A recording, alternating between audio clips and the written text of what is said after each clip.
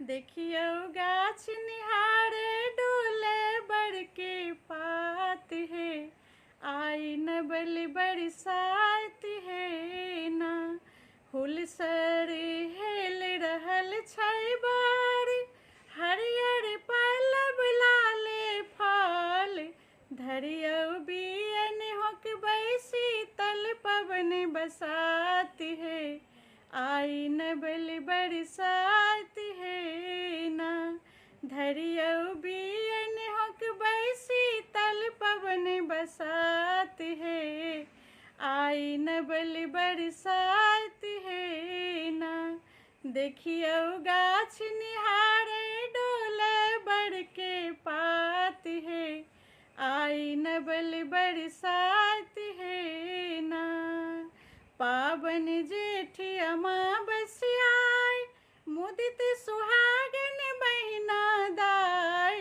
पावन जेठ अमावस्या मुदित सुहागन बहिना दाय। हे सखी दीप जरबियौले सिलिया रही बात है। आई न बल बरसात है ना। हे सखी दीप जरबियौले सिलिया रही बात है। आई न बल बरसात है ना। देखियौ गाछ निहारे डोले बड़के पात है। आई न बल बरसात है ना।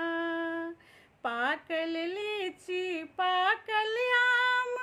खस खस फूलल बूट लताम। पाकल लीची पाकल आम। खस खस फूलल बूट लताम। सज सज सुमन सुमन सा। सज सज सुमन सुमन सा मुस्कत अपन परात है। आई न बल बरसात है ना। देखियौ गाछ निहारे डोले बड़के पात है। आई न बल बरसात है ना। सब दिन अचल रहे सुहाग। हे सावित्री अहि सन भाग। सब दिन अचल रहे सुहाग। हे सावित्री अहि सन भाग। गौरी बिषहरि पूजब। गौरी बिषहरि पूजब अचल सिनूर परिजात है। आई न बल बरसात है ना। देखियौ गाछ निहारे डोले बड़के पात है।